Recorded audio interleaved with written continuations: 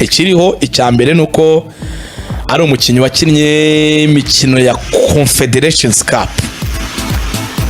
Muri iyo Confederation akinamo match enye, yakiniye ikipe ya AS Kara yo muri Togo. Yayikiniye mbere y'iyi sezo, iyi kipe yari arimo yayinjiyemo muri uyu mwaka w'imikino. Ariko mbere yo kuyizamo yari ari muri iyo bita AS Kara. AS Kara yigikina za Confederation hagarariye Togo.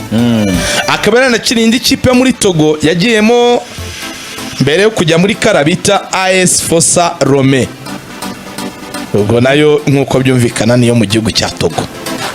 Hanyuma rero iyi sezo nibwo yaraje muri iyi kipe ya Damisa FC.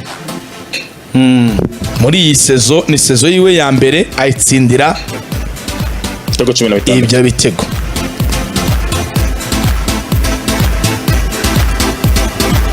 Profile rwose nuko imeze. Ubwo umutangaza ajya akatubwira ati wait and see, intasize n'amakuru ye niwe rutayizamu cyangwa se niwe mu buhinga aduhaye. Rero nari nkubajije abantu ntibashobora kuvuga bati n'ubundi uwo ni nk'uko nyine wagura Taiba yarari mu ikipe ntoye. Urumva ngiye niyo mpamvu nashaka kubanza kureba statistique ze zahahise. Sinzi ko bimeze ko tureko ari umukinnyi hozaho. Buriya kugira sezo nziza byo birashoboka, ariko na karite y'umukinnyi nayo ni ikintu gikonta cyane. One, nimba abantu barafashe umwanya uhagije wo guscoutinga uyu musore, kuko gutsinda ibitego byinshi byo ni byiza, ariko inshuro zose ntabwo bihagije kugira ngo ubonye umukinnyi mwiza bihoraho.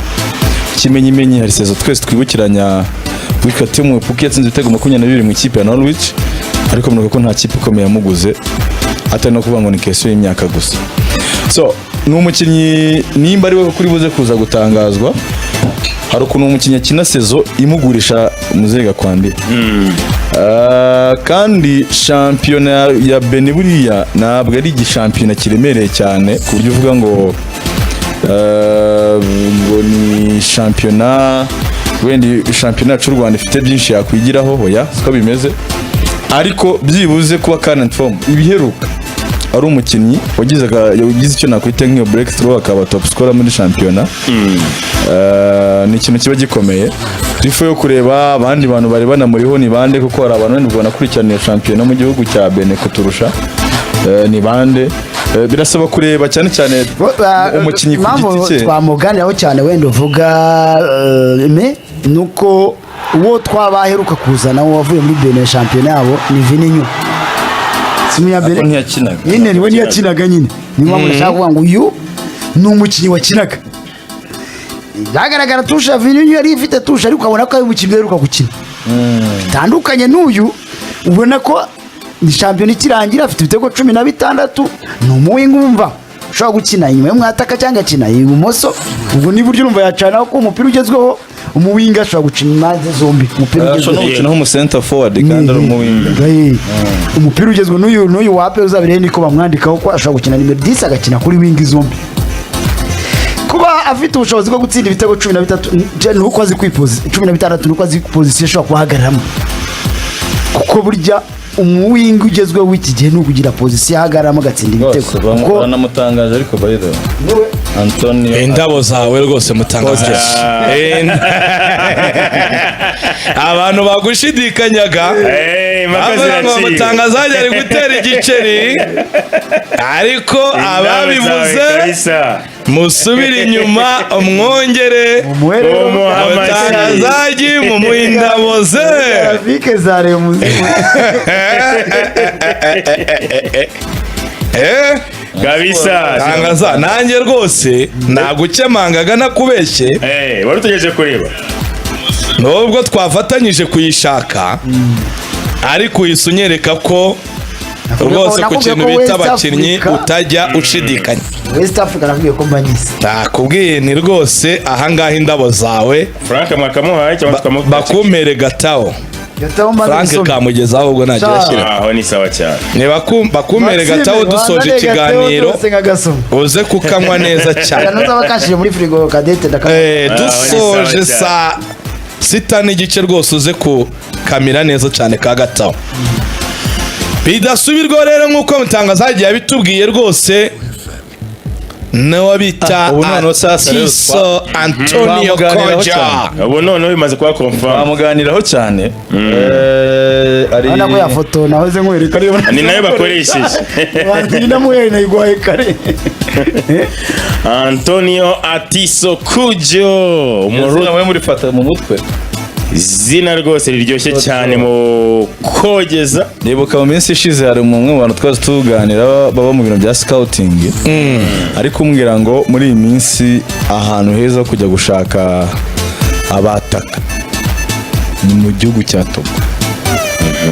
Abantu bari muri forward position cyane cyane muri formation mu bantu bakiri batoya yego bura ngo Togo hari ngo hitajya nyinshi ziri guturukayo ariko z'abakiri bato zigiye Burayi cyane cyane zabataka ariko uyu we ndabona asa nk'ukuze Yarakuze.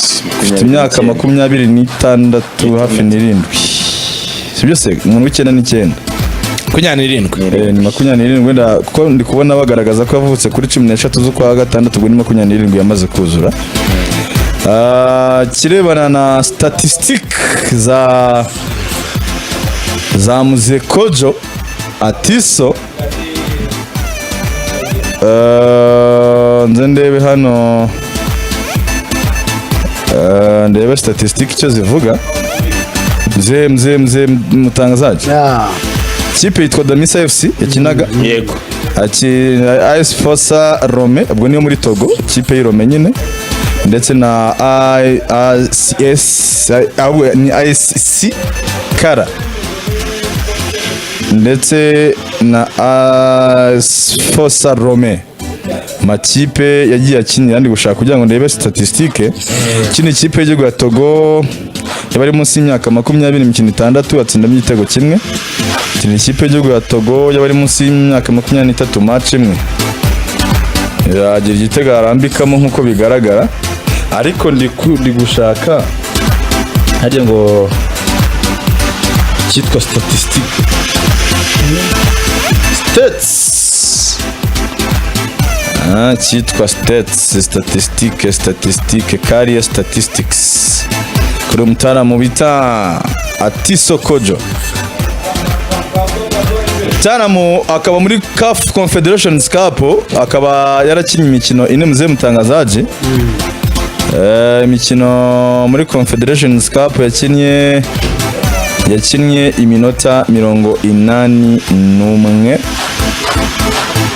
hanyuma yitwa Kara muri Confederations Cup nawe sa nkaho yakinnye imikino ugera kuri 4. urabona ko ni umusore muri izo competition ugiye ugerageza ariko utagize amahirwe yo gukina ikipe y'igihugu nkuru. Aha rero atoreka nce mu ijambo mfite umunyamakuru wo mu gihugu cya Benin barumva amwita Adamu guturuka muri Benin tumuvugisheho gato Amore ntuzaniza Bluetooth ariko tubitunganye neza atubwire kuri uyu mukinnyi umunyamakuru ukurikira shampiyona ya Benin ndetse na equipe nationale ya Benin baba bari kumwe na muri federation yabo atubwire ni mukinnyi ki kariteze ni izihe ese byanditse koko ni ukuri reka rero turebe kabisa niba ku murongo bitungana neza hanyuma tuganire n'uyu muvandimwe muri Benin atubwire kuri uyu mukinnyi. Salut encore monsieur Adamo. Ah oui, mes respects pour Sino. Ah merci, bienvenue à la radio Isibo FM de Kigali. Un plaisir de partager avec vous cette émission, monsieur Possino. Ok. J'ai besoin des informations à propos de Joël Atiso Kojo Antonio. L'équipe rwandais Rayon Sport, il a annoncé la signature de cet attaquant comme nouvel joueur de l'équipe de Rayon Sport. Dites-nous à propos de cette joueur, est-ce que tu connais des qualités de cette joueur, monsieur Adamo? Oui, il faut dire que Kojo, c'est un attaquant togolais. C'est la première fois qu'il joue le championnat national du Bénin. Et je vous dis, que c'est un attaquant exceptionnel. Parce que quand il a commencé le championnat, personne ne comptait sur lui, mais sauf lui-même. Parce qu'après la phase allée, il était un peu loin des meilleurs buteurs. Mais il nous a tout simplement surpris, tout simplement après la Coupe d'Afrique des Nations. C'est là qu'il a su faire avec des doublés, avec des triplés, pour rattraper ceux-là qui étaient des meilleurs buteurs. Et aujourd'hui, il a fini par remporter le titre. Alors, de façon exceptionnelle, c'est un attaquant vivace. C'est un attaquant qui a toujours soif et c'est un attaquant qui aime le duel, c'est-à-dire le box-to-box. Vous donnez 2 ballons à Kodjo entre 2 défenseurs, si vous ne faites pas attention, c'est qu'il ira tout simplement marquer son but. Et c'est quelqu'un qui aime partir sur le dos des défenseurs. Donc, en quelques secondes, vous avez la possibilité de créer des surnoms dans la surface adverse. Et je pense que c'est l'une des qualités exceptionnelles de Kodjo. Et aujourd'hui, il a su le démontrer à travers le titre qu'il venait de remporter avec l'équipe de Tamisa. C'est vrai que son équipe de Tamisa n'a pas été l'équipe championne du Bénin, mais lui s'en sort avec le titre de meilleur buteur. Oh, oui, oui. Et puis, Adamo, Oui. dites-nous le niveau de championnat béninois cette saison.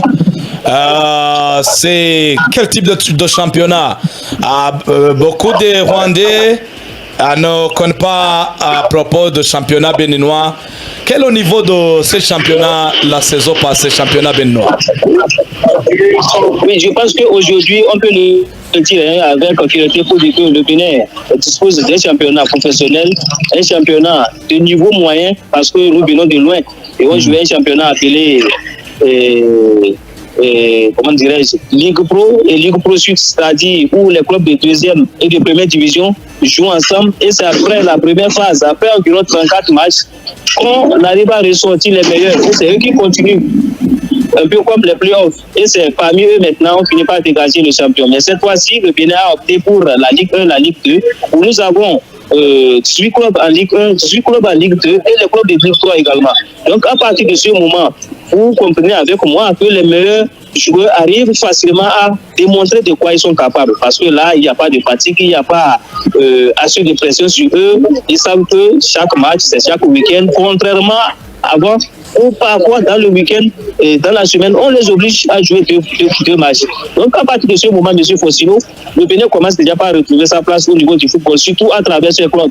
La preuve, lors de l'intersaison, il y a eu des matchs amicaux qui ont été joués. C'est vrai qu'un match amical, on ne peut pas comparer avec une compétition FIFA ou une compétition de la CAF. Oui, oui. Mais beaucoup de clubs béninois ont réussi quand même à tirer le épingle de jeu, surtout avec les clubs ghanéens, avec les clubs nigériens, avec les clubs togolais. Alors que par le passé, même si c'est un simple match amical, le Bénin, à travers ses clubs, passait régulièrement à côté. Donc aujourd'hui, on peut le dire avec courage et avec fierté qu'aujourd'hui, le championnat du Bénin commence déjà à prendre un niveau très très exceptionnel. Okay.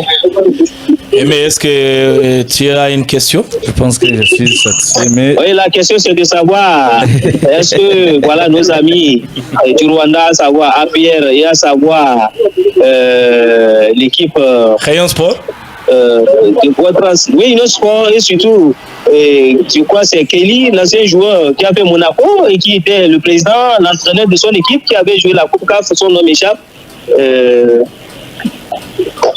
L'ancien joueur du Monaco, ah oui, là c'est du côté de Sierra Leone, je m'embrouille un tout petit peu. Je parlais de Canon FC, c'est du côté de Sierra Leone. Les matchs du Bénin sont quand même diffusés sur les télévisions publiques, voire même internationales, avec Plus Bénin qui est suivi un peu partout dans la sous-région, en Afrique et même du côté de l'international. Je ne sais pas si les Rwandais, à un moment donné, jettent un coup d'œil sur ce championnat, surtout les week-ends. Ah, merci, monsieur Adamo, et bienvenue à Kigali et à la prochaine occasion avec l'équipe béninoise. Il n'y a pas de souci. Je suis sûr que lors des prochaines éliminatoires, ça va se passer comme ça. Comme d'habitude, le Bénin aime affronter le Rwanda. Ah, ma oui. Ah bah, ou bien c'est le Rwanda qui aime affronter le Bénin. Merci Adamo pour votre intervention. À tout à l'heure. Bonne journée à vous. Merci. Aha.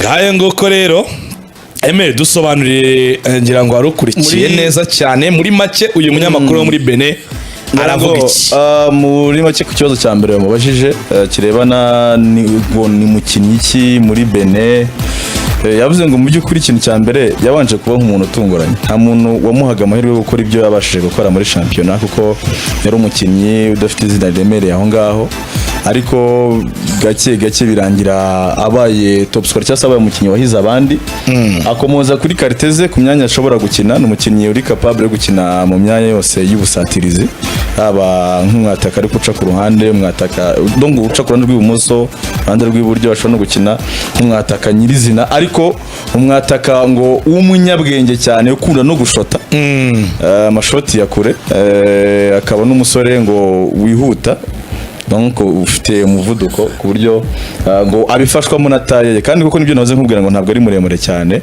n'umubiri urabona ko atari munini, yego, ndetse avuga ko ari n'umwe mu bakinnyi bafite souplesse cyangwa se wirekuye cyangwa se nyine utari mekanike, mubaza ku rwego rwa shampiyona ya Benin, ku buryo umuntu wese yamenya ese umukinnyi wabaye mperi bitera aho hantu ari mu ikipe ya 9, urwego rwa shampiyona ya Benin rumeze rute? Arabwira ati shampiyona muri Benin irimo hagati na hagati, iri moyen, donc ntabwo iri hejuru cyane ariko ntabwo iri hasi.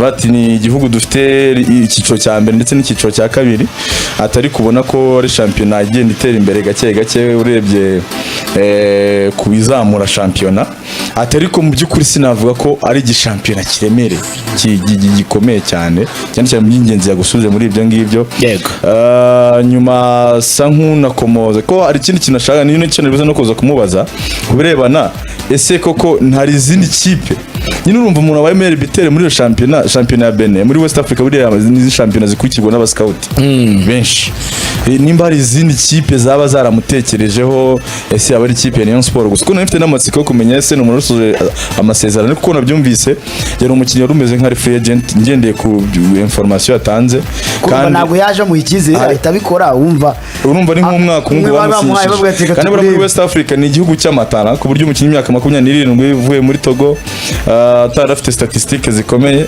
batari buze kumwihambiraho igihe kirekire. Avuga ko ari amakipe yagiye atandukanye mu bihugu bitandukanye, haba muri Togo, haba no muri Benin, ndetse na Nigeria even no mu bihugu by'abaturanyi byagiye byifuza umukino, ariko bisa nkaho wumvaga ariko atari afite information, uretse ko bimwumfanyije ko zamaze gusinya ikipe ya Rayon Sport. Muri rusange navuga ko icyo navanyemo bisa nkaho biri vague, donc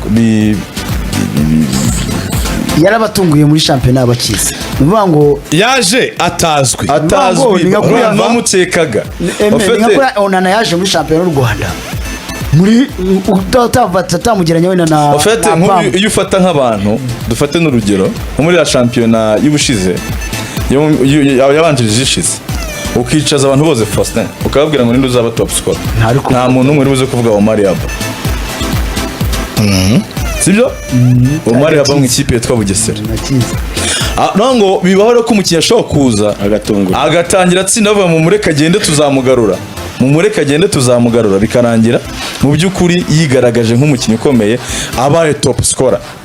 Niyo mpamvu rero ngewe cyagenda nahoze nkubwira mbere ngo buriya na performance bigeze kujya ku myaka 27 uba ufite kariyeri y'imyaka itari munsi y'10 cyangwa 9 muri shampiyona, statistiques ze zisa zito, kimwe nuko ushobora gutangira kuba successful ukuze ukamenyekana, birashoboka byo muzega kwa ikiza cyane uko yakiniye muri anda za nuza za Togo. Ikintu cya mbere nshima mugani kuba iyo formation ifite yarakinye muri anda za Togo, ni byiza no kwizo anda za Togo n'abaremereye fondation nziza. Hanyuma ikindi cya kabiri gikomeye ku ikipe yendi muguzi ya Rayon Sport, kuba ari n'umukinnyi wabashije gukinaho iyi mikino nyafrika, nubwo atari cyane ntabwo ari cyane, ko afitemo match enye muri Confederation, afitemo match enye.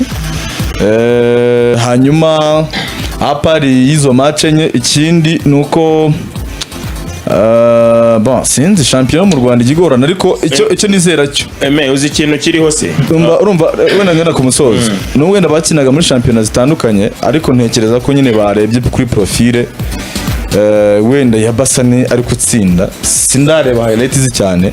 Basane ari umukinnyi ufite pace, yari umukinnyi dérange adversaire, ari umukinnyi provoka amakosa, amene provoka adversaire bagakora amakosa cyane, ari umukinnyi ubona yateje ikibazo adversaire ariko ugasanga final result ni umuntu udafite statistique buriya nicyo kintu yaratandukanye n'umuntu twa Joaquim Ojera ni Rwanda babyibuka. Ojera yari umukinnyi ufite imibare akaba gusanga gutsinda ibitego nk'10 muri sezo akaba yaderanje yakoresheje amakosa menshi akaba ari umukinnyi ufite pace. Urumva uyu nguyu koko bibaye bimeze nk'uko Mutarama bivugaga abantu bamubona muri angle ya Ojera usa nk'ari muremure ho gato usumba Ojera nimba ari electrical ko urebye nk'umubiri we bana nk'iyi foto bamufoto yari gutera bicycle urebye nk'amaguru ye urabona ko ashobora kuba ari umuntu ufite imyitozo.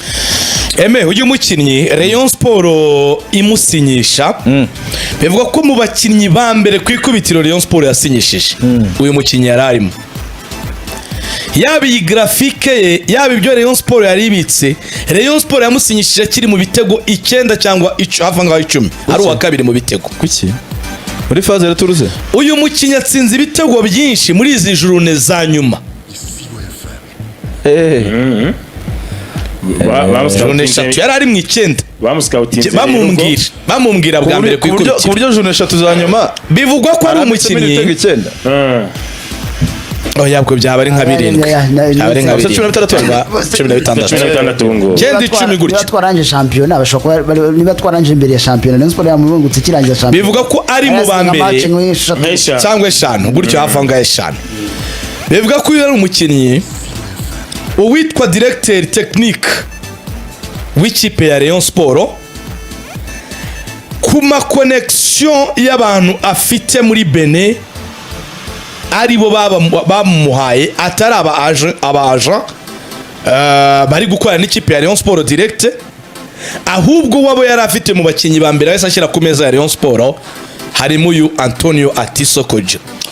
Rayon Sport nigeze itinzamo akibabwira uyu mukinnyi barebye imibare yuko yarahagaze icyo gihe ari umuwinga yaberekaga ibitego 9 hafi ngaho 10 ushobora kuba wenda baraburaga nka jurune 5 cyangwa 6 gutyo cyazirindwe. Uyu mugabo bivugwa ko abantu afite mu gihugu cya Benin ari bya bindi twavugaga ngo mu bihugu byinshi afitemo amakonexi afitemo abantu aribo bamubwiye ko uyu ari profile ikipe ya Rayon Sport yifuza. We mu byo yasabye Rayon Sport bivugwa ko yabwiye Rayon Sport ko nta nimero 9 uri buze kugurwa ahubwo hakoresha isanzwe ariko uwo muwinga bakaba bamuhinduramo cyangwa se yakora nyine nka rutayizamu in case rutayizamu adakora neza ariko tumaze no kubona ko izo poste uyu Atiso yazikina zombi. Ni umukinnyi rero 100% wakurikiranwa cyangwa se wabwiwe reka ndeke kuba gukurikiranwa byasaba ko directeur technique yaba yaramubonye. Ni umukinnyi wo ku ruhande rwa directeur technique uwo bita Lenati w'ikipe ya Rayon Sport kabisa ariwe bivuga ko wamwitegereje. Faustin, ikintu kiriho ni kimwe nuko kuri Antonio uyu no umukinnyi ubona ko kuri profile za Rayon Sport ntabwo ari umukinnyi ufite profile ziremereye cyane ngo usange wenda ari umukinnyi wanyuze mu ekipa akomeye cyangwa ufite n'ibigwi by'igihe gitambutse ku buryo ku isoko yaza akaba wenda hari ama ekipe menshi bigugu yamwifuzaga. Ni umukinnyi nyine utunguranye nkuko twabivuze. Ikindi nujya kubireba ni Rayon Sport n'ubundi itari gushaka kwipasa muremure cyane iri kujya muri za range icyambere kureba ubushobozi bwayo ifite. Ninde mukinnyi ushobora gufitinga muri systeme yacu ariko nanone bitagiye guhungabanya amikoro dufite twebwe kuko ni nacyo twahoze tunavuga aho ubuyobozi bwa Rayon Sport bwasabye direction technique ndetse na coaching staff kuvuga ngo niba ari umukinnyi wo mu Rwanda dukeneye umukinnyi uri muri no range, niba ari uturutse muri championnat zo hanze nawe akwiriye kuza atarenze ino range kugira ngo byibura bize kubafasha kugira stability mu buryo bwa mikoro. Ni umukinnyi rero bigendanye na profile ziwe nuko sezigenze aratanga icyizere kuko ugiye kureba ibyo bitego 16 ari umuwinga ushobora kuba yakwifashishwa mu busatirizi. Navuga ngo ni image nziza ishobora kuza ikiyunga kuri Rayon Sport no mu cyerekezo ifite bikaba byafitinga aho kuvuga ngo ni umukinnyi wagakwiriye kuba uvuga ngo ari buza ari igihanyanswa ari umukinnyi wari ufite izina uvuye muri ekipe ikomeye ho ntago ariko biri ahubwo ni umukinnyi bigaragara yuko ashobora kuzaza agakomerezaho kandi akaba umukinnyi mwiza mu ekipe ya Rayon Sport. Amakuru ahari avuga ko match nari navuze zingarya ngo za nyuma 5 cyangwa 6 navuze 5 match enye ziwe za nyuma arizo uwitwa directeur technique yamurebyemo buryo bwa online, bamuhaga amarinki y'imikino yo muri shampiyona. Match enye za nyuma zose muno muri Rayon Sport ambwiye ko directeur technique yazirebye. Muri izo match enye za nyuma nizo atsinzemo ibitego 5, bisobanuye ko presque buri match yatsindaga. Nubwo ubimbwiye atambwiye niba atamaye detail niba hamwe yaratsinze 2 cya hat-trick cyari match kimwe ariko muri izo match enye za nyuma yabonyemo ibitego 5. Impuzandengo birumvikana ko ari igitego kimwe kuri buri match, ubwo cyaba ari kimwe buri match. So bivuze ko rero nyuma yo kumubona aranyunganira ambwira ko hari amakipe y'iwabo yamushakaga hariya muri Benin n'ubundi, ariko bareba ari nacyo cyatumye we yasinye Rayon Sport kera, yari yarasinye. Ayo makipe babona offer amuha yo muri Benin n'ubundi nta mafaranga muri ya shampiyona barimo. Offer ya Rayon Sport afite rimo na saleri ariyo yabiri nziza kuruta ziriya kipe zo muri Benin, ko bivuga ko iriya kipe yatwaye shampiyona nayo yamushakaga. Mu kanya narebaga video kugira ngo niho mpamvu narangaye ntari ndi mu kiganiro. Uyu musore muri 2 weeks zishize niho basize highlights, urabibona highlights ziwe mu byumweru 2 bishize, nubwo ni muri izo matches ziheruka. Ni umusore nk'ibyo wavugaga ko directeur technique ashaka ko yarakurikije amalinki yiwe ya match. Hari match akinaga nka rutahizamu nimero 10 nimero 10 hoya nimero 9 na nimero 9. Hari match za nyuma kiri nka nimero 9 nkuko directeur sportif wa Rayon Sport nawe yabivuze. Yaravuze ati bishoboka tumwihorere Asumana Goma ari ufite izo nshingano, ariko mu gihe byakwanga twifashisha iyo ngoye. Kuko ni muri highlight mbonye hari match yakinaga nka nimero 9 topic, nubwo atari muremure n'ibigango bye atari byinshi, ariko kuri vitesse urabona ko azi gukora icyo bita pere de balle, gusaba umupira nyine muri espace. Afite abapaseri bazi gushyira imipira muri nyine gucengera ugahita ukora passe ya nyuma umuntu uzi kwidetasha. Yatsinda ibitego byinshi. Ana nkakura Kevera ziranye na Faringani n'uyu ni Kameze. Kumenya abadefense ndabakurura gutya nkabajyana aha nkamenya aho nsabira umupira urabibona kabizi. Ibyo nuko yaba afite ariko umupaseri mwiza nyine uzigo. Bati umukinnyi wanjye akina muri espace mezite. Yidetashate. Nubango style ntiwamukinisha gukira kuri attack. Ati ntabwo nagiye muri duel zazinza zo kuvangwa yajya mu kirere mu badefenseri, ariko ushobora kubamenya kubadetashamo akagenda. Nawe muri winga ye ni wa muyenguze kudiribura, ariko none akabaziko ndabamagaze muri espace mezite mu gihe bamaye umupira ndashitura njya mu izamu gute. Ujye ubona ino style y'uyu musore muri aperi witwa inde uyu muganda wambara karimba Kiwanuka. Nawe ni style imeze nk'iya Kiwanuka. Umutara muse afete narebye highlights ze nanjye urumva umuntu ambwiye ati wite kuri highlights ze techniquement mbonye umusore ntabwo afite karite cyane z'aba inverted winger babakinyi bakora amacatinzi vuga barangira surface de réparation cyane.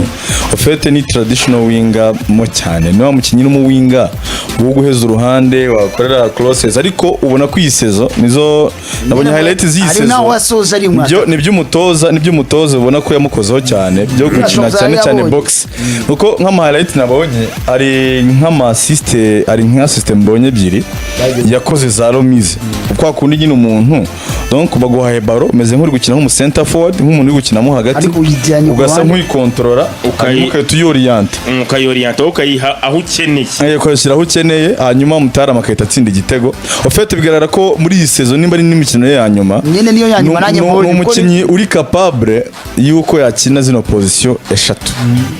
Hari umuntu wamukurikiranye wundi twaje tuganira, ariko sindazireba zose ngo zirangize highlight. Arambwiye ngo mbere yarameze nkakura kwa Charles Barre. Ana Charles Barre yari umukinnyi uri capable yo gutsinda abonye okazi, ariko akaba yabona okazi nyinshi akazirata. Donc bamukora ku kintu cyo kuba clinical cyane cyane na champion atangiye atari clinical. Kuba clinical no kuba wena n'abatabyumva nuvuga ngo kubyaza amahirwe make umusaruro, amahirwe make ubonye imbere y'izamu. Donc ubona ko icyo kintu yagikozeho yakimprovinze cyane no muri phase retour nako yabaye clinical imbere y'izamu. No umukinnyi nyine muri forma ya Rayon Sport nkuko wenda babiscoutinga bavuga bati dukeneye umukinnyi uri capable yo gukina izo donc iyo ligne yose ushobora gukina karindwi, ushobora gukina 11, ushobora gukina nk'umu center forward ariko ari fast 9. Bigezweho cyane ku bakinnyi kandi cyiza nabonye nawe ari mu bakinnyi bakina simple plays, donc kwa kundi umukinnyi akina ibintu byoroshye.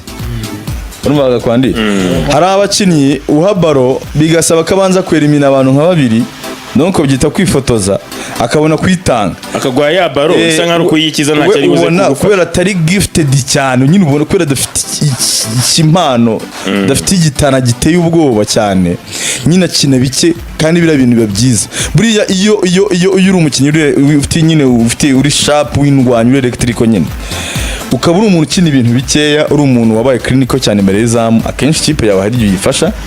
Ikindi kintu gikomeye wenda abantu baganiraho nuko agomba kumenya ko aje muri shampiyona ifite pressure ariko itari kuri ho niveau.